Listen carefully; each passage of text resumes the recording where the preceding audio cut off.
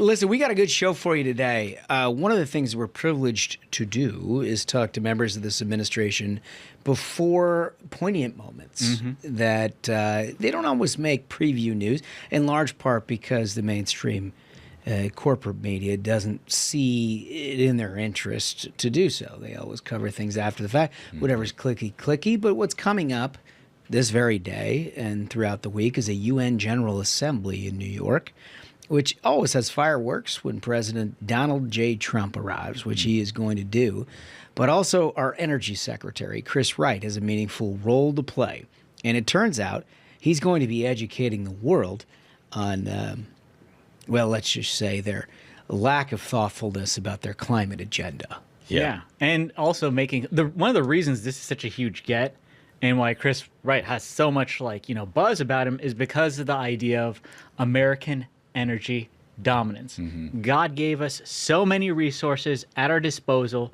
It feels like Democrats have tried to keep us fighting with one arm behind our back and hamstring us. America is back, and this is the person at the front of the ship. It's pretty funny just talking to him, and I can't wait for you to hear this interview because you'll get it just out of his mouth. But what's so funny to me is just the juxtaposition between him, who is steeped in the science, who's steeped in the education of the environment. At the same time, he understands the abundance of natural resources that we have in the United States, both from an economic perspective, which is undeniable, and a national security perspective. And this is the first time that he's going to be going to the UN in any meaningful way, that the entirety of the EU has come to grips with the fact that, well, Greta Thunberg may have led them in the wrong direction. Yeah. It's an extension of this administration's common sense agenda. You only have to have 2 eyes and 2 ears to learn what the Europeans did that put them at a disadvantage against Russia. The Russians have them over a barrel right now because they've literally given everything away. And what Chris Wright is going to say to them is something they've needed to hear for a long time, and they haven't listened. Oh, go ahead. No, I was just going to say, when Trump came in 2017, and he was like, oh, it's so controversial. He's threatening NATO and NATO allies. But think about it from a European standpoint in that you're the entirety of your national defense. You build up as a coalition of folks that stand together in opposition from something that you think is as they describe it, like kind of a mortal threat to their existence in many ways in Russia, Putin's Russia. And then at the same time, from an economic perspective, you become entirely reliant upon said adversary. Like when Trump talked about it, they're like, oh my gosh, he's being so confrontational. And then you fast forward to the second term, and they're all like, nah, you're right. You know? That's exactly right. And we're going to get a lot of great content. I mean, we have a great interview with Chris Wright. We're going to get a lot of great content from Chris Wright up at the UN. I know we're going to get a lot of great content from President Trump because anytime he has the world stage at his beck and call, he always rises to the occasion and delivers something that everybody should listen to.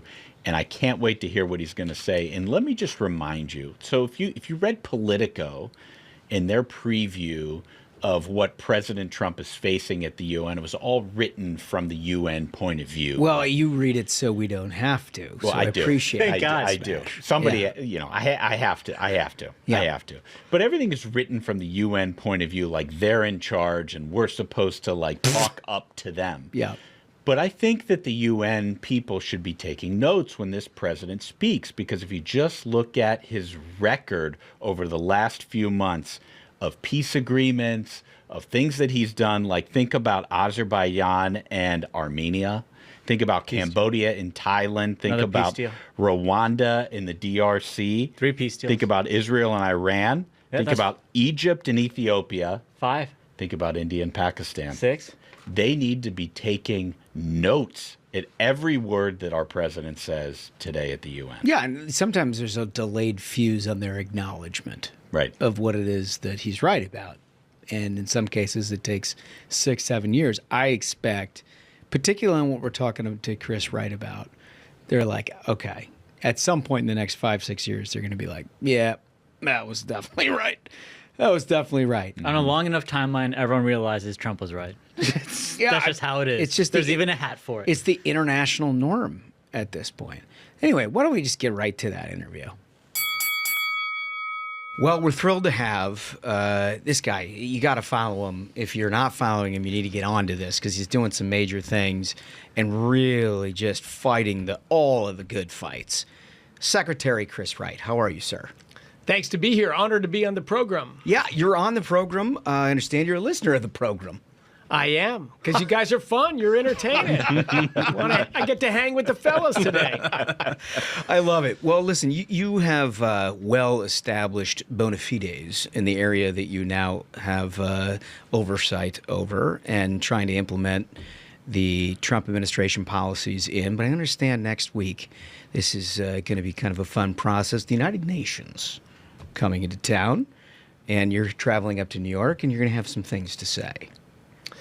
We will, and it'll be great. I'm there for Climate Week. I'll be at the president's, of course. Do you think you would have gotten that invitation if you weren't the Secretary of Energy? No, they've never invited me before. And it's not like I've been shy about climate change, but somehow I never made the list, you know.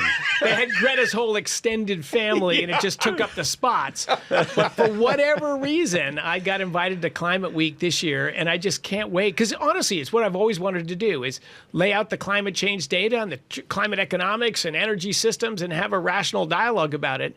And I've been waiting for it for 20 years, and hopefully it's going to come. Well, that's the thing. So for those of you who are unfamiliar with Mr. Wright's work, you've been doing this for an awful long time, making rational arguments, scientific arguments to what has become a climate cult on the left, where they don't read any of the reports that anybody actually puts out. All they do is just sort of like talking point it and then call you a liar. And you have come back in a variety of mediums over the years and said, like, well, here's what the science has to say. They don't want to hear that.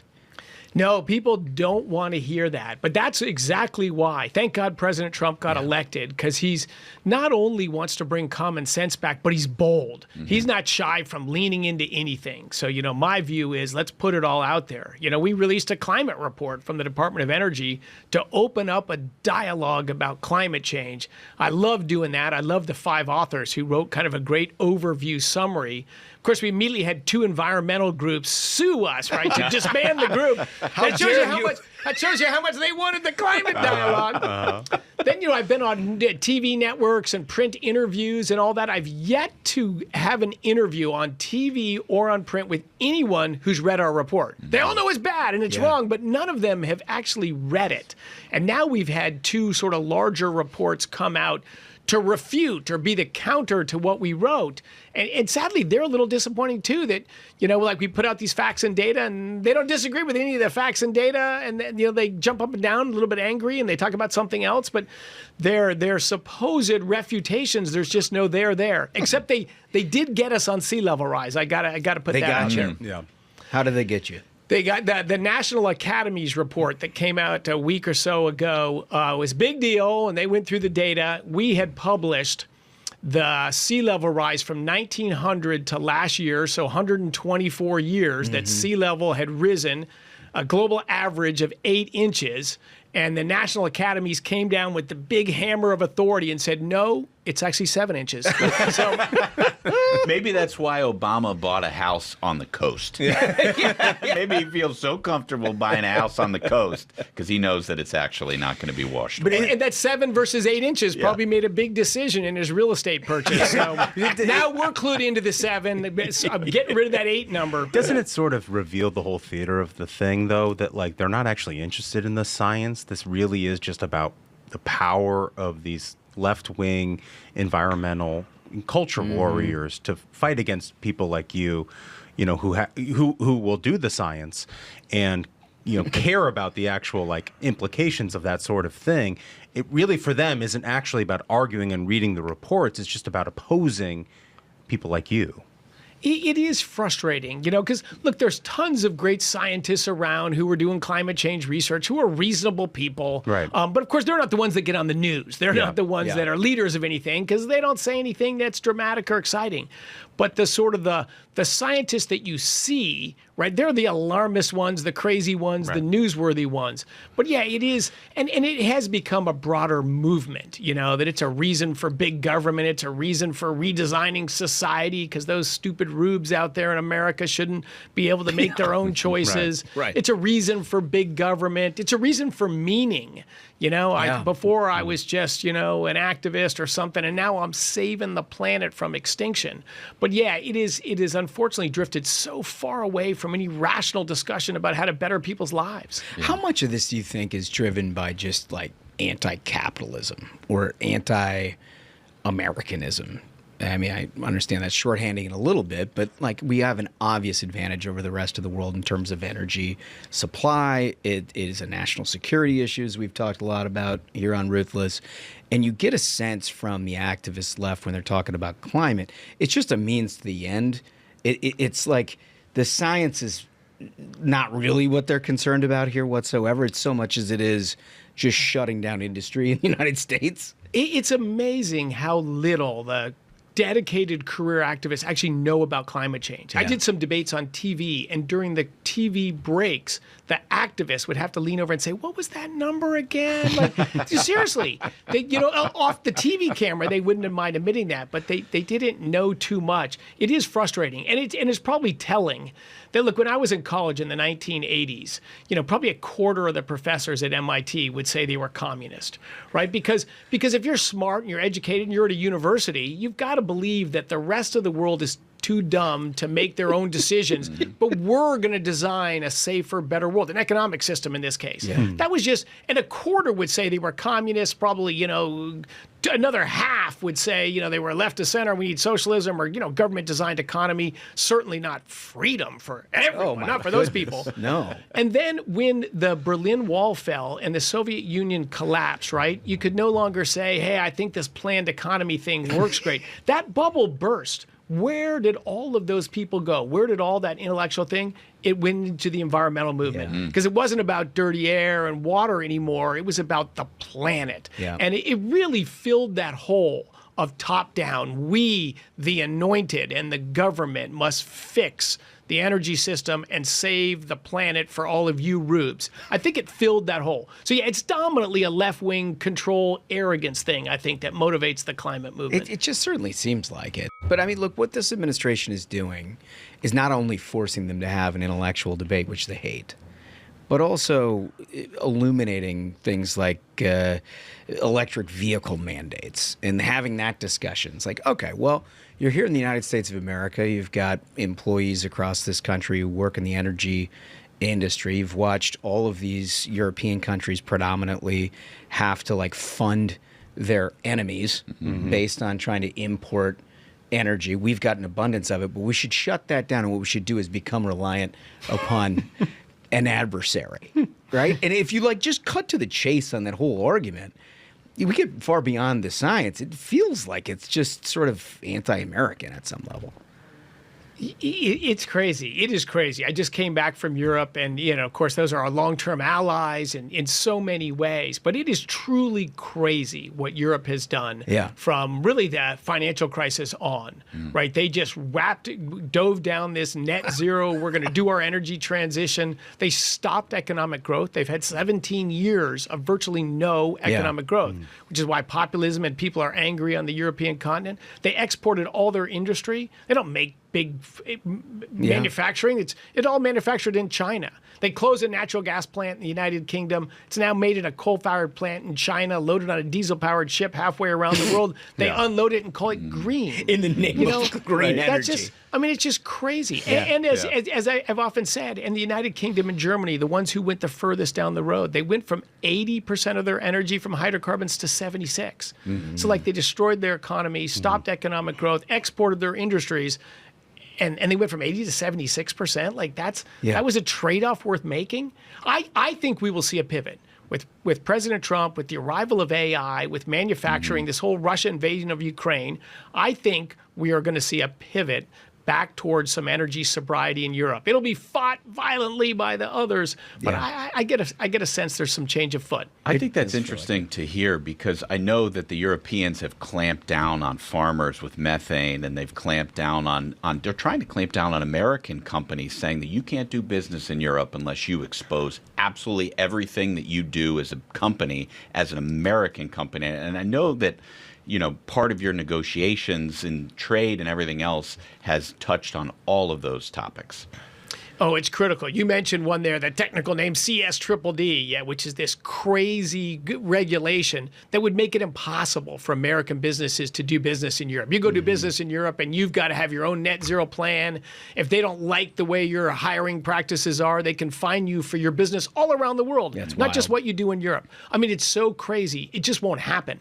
And that's our dialogue. It's like, with this law, if this law becomes enshrined, you can't have Americans supplying your energy. Right now, we're displacing Russian energy that's going into Europe with American energy. That law would kill it. So it would. Let me ask you this, because you're 8-9 months on the job. I imagine the first time you meet with all these people, they're like, "Oh man, it's an American. He actually means business." You know what I mean? It's got to be kind of a jarring thing for them too, because it's been a while since you have an American Secretary of Energy who's coming over and be like, "Yeah, we're not going to do that." Now, over 7-8 months, have you gotten to the point where you feel like discussions with Europeans do they have an understanding of where we're coming from? Most of them do. And the ones that don't acknowledge that publicly, I would say at least half of those do privately. Yeah. So I actually left much more optimistic than I arrived. They want the war with Russia and Ukraine to end. Yeah. They want economic future. They want to participate in AI, right? In their current trajectory, they're going to be irrelevant for AI. Right. They can't even keep their lights on. How are you going to add, this gigawatts of demand? Right. Right? They have 3 times our electricity price. And what do you? So then you juxtapose that with the domestic constituency within the energy community. It seems to me, from the folks that we've talked to, they're excited about the capacity of doing more on the domestic front, whether it's in oil and gas, whether it's in nuclear, which we've talked a little bit about. Everybody just wants to produce more domestic energy. It means more jobs, means more economic growth, all of these things. But it seems like everybody's ready to go. I think so. I think, again, another thing I give Trump credit for is I think we see common sense is contagious. It's not, he won the election, right? Because Americans wanted common sense back. But the majority of the Democrats I talked to, governors and senators and House representatives, I think they're kind of ready for a swing towards common sense as well. But most of them didn't really believe, the sort of strident, nonsensical line that they've had of the Democratic Party. The party hasn't abandoned it. The leaders haven't abandoned it. Right. But I think a lot of people are like, the rank and file is like, maybe the world isn't going to end in 8 years, if I continue and I buy a bigger TV set or drive the car I want, Maybe that doesn't mean I'm never going to have a grandchild. Yeah.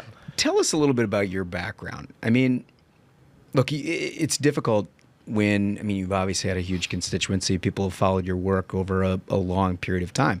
But you're now introduced to a national public, and they're like, I don't know, it's Trump's energy guy, and they always characterize people one way or another. Like, where do you come from? How'd you get into this line of work? So it's funny. So I'm in high school in the 1980s. And in Denver, Colorado, and there was a mania then that the world was coming to an end, and oil, gas, and coal were the cause of the world coming to an end. Was that the acid rain or the global cooling? I forget. Then it was we were running out of everything. It actually started in the 60s, but I didn't know about then. But when I was in high school, man, we had a college professor come speak about how around the year 2000, industrial civilization was going to collapse and mass starvation would surely follow because we were running out of hydrocarbons. You can't have a modern world without hydrocarbons. So it's so funny. Now I'm an adult and the world's about to end, and it's because of hydrocarbons. But this time it's too much, not too little. The devil is the same. It's just a different kind of a sin. Yeah. It's a look, I went to college to work on fusion energy because the world was going to end and we're running out of hydrocarbons. I went to, So you were interested right from the jump. Absolutely. I knew energy just is what controlled your opportunities in life. I wanted to travel the world and climb mountains, and I had this passion for an encounter with a homeless person when I was young to lift people out of poverty. Yeah. And the only way you lift people out of poverty is more energy, which means more food, which means more Tell me about everything. the encounter. What are you talking about? So I went downtown. My dad took me to his office once in his life, and I was about 12 years old, and we parked, at an outdoor parking lot. We walked 3 blocks to his office, and I saw a homeless person in the street. I lived in suburban Denver, and I'd never seen a homeless person before. I could not believe there was someone without a roof over his head and didn't know where his next meal was coming from. I was angered. Like, I love this country. I love America. I'm a 12-year-old kid, maybe 11, something like that. But I just couldn't believe that. I didn't know anything about mental illness or substance abuse. I just couldn't believe what I saw.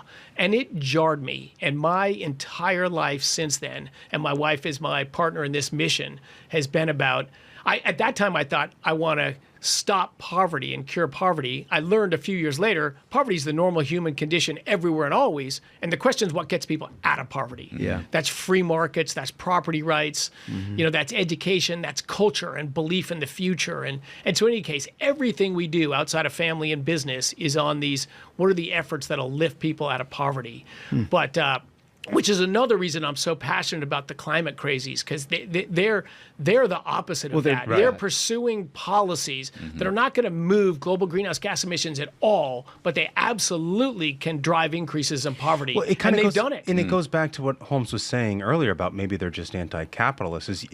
I think, my whole theory of this is the reason why these lefty environmental radicals target energy so religiously is because they know that energy is the engine of capitalism.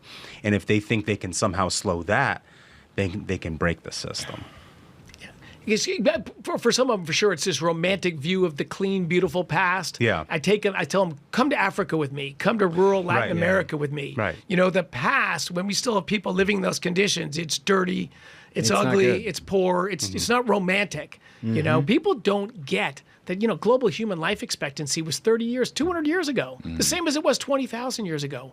All of this change. In fact, I named my last company Liberty Energy. I think 2 things changed the world. The growth of bottom-up social organization. Right? You couldn't even start a company in the United States or the United Kingdom, the birthplace of property rights, without the government approval until the 1940s. Like 1840s. Economic liberty is the last 200 years. We only ended slavery after that, enfranchisement women after that. But once you set people free, they can do a lot more. And then the other massive change was we were 100% renewable throughout all of time, mostly wood. And then you add in coal, oil, and natural gas. Global life expectancy is 73 years now, global. Just the growth of human freedom, human liberty, and energy, hydrocarbons, just transformed everything else, enabled everything else. Nobody hears that argument. Yeah. No, You know what I mean? No, and nobody hears the facts. It's my understanding that greenhouse gases are going to be at their lowest level under President Trump. Isn't that the case? And water is cleaner and air is cleaner because of everything that you guys are doing. Yeah, air and water have gotten massively cleaner throughout my whole life, despite the environmental catastrophism. I talk and write about. Well, I grew up in Denver. We couldn't see the mountains 1 out of 4 days. The brown cloud. Population's 4 times as big now. Everybody's a lot richer, and the air's clean. Wealth allows you to clean water, clean air, do everything. Greenhouse gases are harder because consumption of energy it produces them. The United States' emissions on a per-person basis this year are lower than any year since I was born. Crazy. So absolutely, they're on a downward trajectory. Yeah. The funniest thing is, Biden got elected, right? He said to that girl, I promise you, I will end fossil fuels.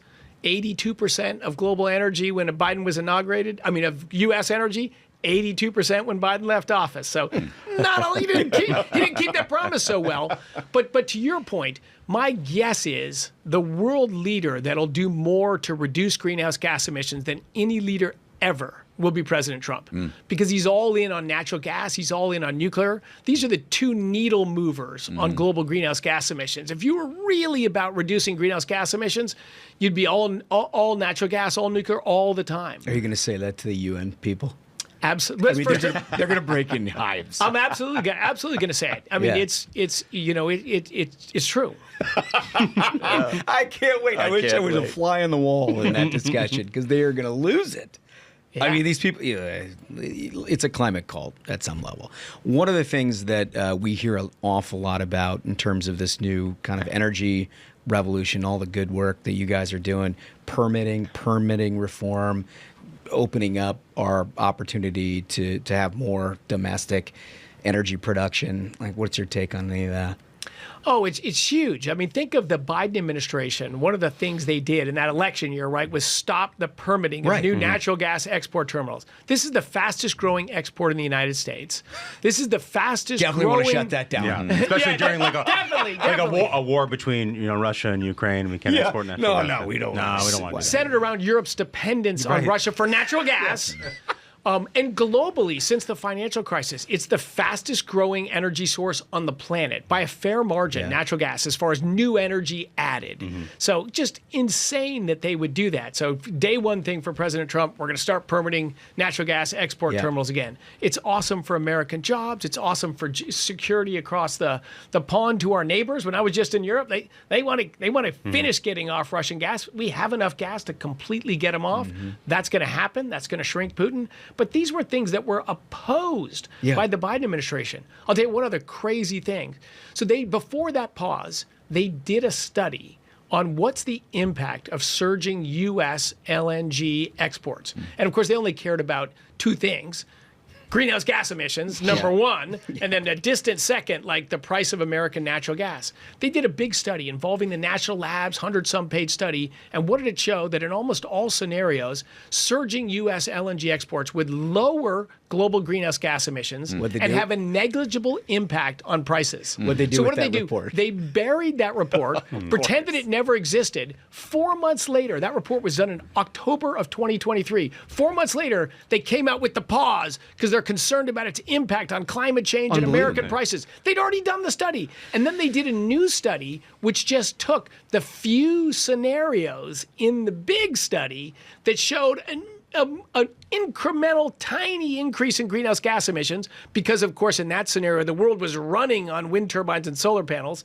like less than 3% of global energy today. Right. So the crazy scenarios that showed like a minuscule increase, and then it still showed no increase in natural gas prices. In fact, the funniest thing is the headline was, in 2050, 25 years from now, they're going to be 30% more expensive. You want to buy anything else which basically means less than the rate of inflation. And then their headline was they paused LNG exports, at the end of their thing because they did a study that showed the opposite and they buried it to this point. Incredible. Yeah. They weren't really about reducing greenhouse gas emissions or worried about prices for consumers. Or where in that calculus is the benefit to the American worker, and the industry itself. That's exactly wasn't in the calculus. Right, exactly. And that just kind of speaks to like how backwards their entire philosophy is when it comes to things like energy. It's like this is a major driver of the American economy, and to have a study like that where you don't center what it means for Americans and American workers is just incredibly crazy. Yeah, it really is. It's nuts. So we have 3 questions that we ask everybody. And these are a little esoteric, so you have to bear with me. But I think this is going to be good with you because it illuminates. It's been a while since we've done these questions. It has. I love that we're I back love to them it. so About much. time. But when we get a guy like this, you Gotta got do to it. have it, Yeah. right? So if you could plan your last meal on Earth, what would it be? Any meal, anything you want. It can be a restaurant. It could be a kind of food. It could be your mom's food. It could be anything. What would it be? Definitely my wife's Thanksgiving turkey, yeah? gravy, Let's go. and stuffing. I love food. I love to eat, but nothing beats awesome turkey and gravy. It's a That's my great last meal. answer. Yeah, it's great. That's a great answer. I'm gonna get buried with a big stomach. I'm gonna be careful. No, you need to slide in sideways. That's the whole point of the question. So, all right. So, second question. With the benefit of retrospect, now having lived life, you're at the pinnacle of your industry and sort of what you've been focused on. But if you look back on life, everything that you've been through, if you could just choose another profession, something else, some other way to do it, what would it be?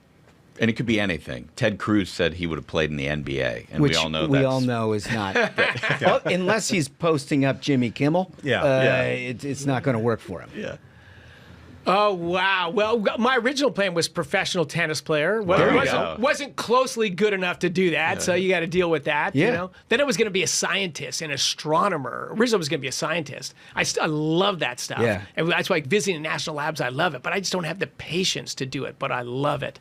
You So can I tell. think, There's not a lot of guys who just get absolutely just psyched about science. I love it. I love it. So look, I think I was just wired to be an entrepreneur, which is why I'm surprised 8 months in I haven't been fired from my new job in Washington. And but the reason is the president is a businessman and he wants to make stuff. I thought government is slow and boring. This guy is like, oh, it's you got not. that done. Well, get 2 things tomorrow. And he's bold and he's risk taking. You know, to me, he's like the entrepreneurial politician. Yeah. So And he's willing to take the heat to get something done, which is a great position for somebody like you who wants to get things done. All right, third question. Our view is that almost every successful person in this country is motivated by one of two things, the thrill of victory or the agony of defeat. And it's not that anybody likes to lose. And it's not that anybody doesn't like to win. It's like what motivates you to take the next step. Your like true core of I'm going to show somebody or I'm going to do. And if you think about the agony of defeat, like the prototypical person is Michael Jordan, who used to invent reasons to be angry at somebody, right? Thrill of victory. We've batted this around a little bit, but like, I don't know if you're a golf fan, but Phil Mickelson strikes me as a perfect example of somebody who hits a 2-iron, 280 yards over water, not because he thinks it's a smart shot, but because I've done it before. I think I could do it again. That's like the two poles.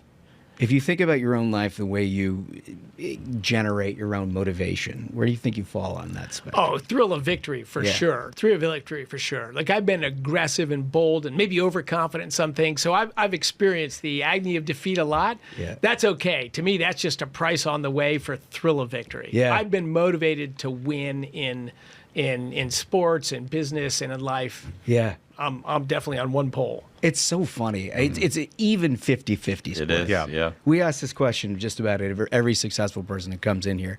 It is a straight 50-50. It's one of the two. You know what I find? I find people who are entrepreneurs tend to be the thrill of victory, or people who, like lawyers. Lawyers almost always agony of defeat because they're worried about what the other side's going to say in court, and so they have to plan for the worst case scenario at all times. I can't get beat. I can't get beat, you know? And so it's a sort of different mentality, but both of them, make people succeed. That's awesome. Yeah.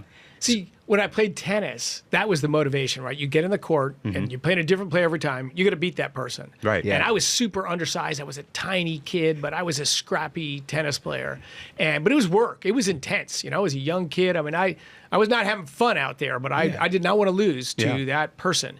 And I stopped playing tennis because you took it too it's seriously. intense. I feel it too seriously. Yeah. I go play golf now, right? I'm not a real good golfer. I have lots of terrible shots. I forget those. I just remember the victories, Oh, man, I kicked ass on that hole. I sucked on those, but I forgot that. Yeah. I remember the thrill of victory, and I'm able to true. forget the agony of And defeat. you know what? It's the good shots that keep you coming back to the golf course. That's exactly right. So you having fun? Yeah, everyone asks me that the first month or two. I'm like, no, it's not fun at all. The first month or two, it's like crazy. Tough. It's crazy. I don't know to trust you, not sure how it works. Totally crazy. It's so honored, thrilled to be here. Yeah. But it has increasingly gotten more fun. Because And you're in fact, seeing how this yeah, is figure out how the starting to- game works. We're racking up victories. We have people that appreciate what we're doing. Yeah. I've got people coming at me in the climate debate that I've always wanted to have. I mean, You're so like, yes, come on exactly, in. bring it on. Yeah. So I would say it increasingly gets much more fun. And the Senate last night voted in. I've got 10 new people on my team that I've been waiting 8 months for. Totally. So things are getting better. Moving in the right direction.